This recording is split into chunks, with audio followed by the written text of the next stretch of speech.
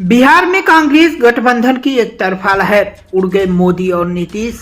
आज यानी 6 नवंबर को बिहार विधानसभा चुनाव 2025 के लिए पहले चरण में 18 जिलों की 121 सीटों पर मतदान संपन्न हो गया है। बाकी सीटों पर दूसरे चरण में यानी 11 नवंबर को दोबारा से चुनाव होने हैं।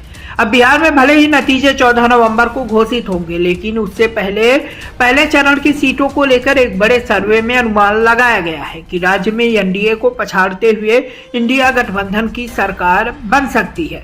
दरअसल 121 सीटों पर हुए प्रथम चरण के बिहार विधानसभा में अधिकतम सीटों पर इंडिया गठबंधन के उम्मीदवार के पक्ष में माहौल दिख रहा है। एक्सिस माई इंडिया ने बिहार में हुए 121 सीटों पर हुए मतदान में इंडिया गठबंधन का दबदबा होने की बात कही है। बता दें, बिहार में एक्सिस माई इंडिया ने अपने सर्वे में एनडीए को 50 सीटें, इंडिया को 65, जन स्वराज को 5 और अन्य के खाते में 1 सीट दिखाई दी है।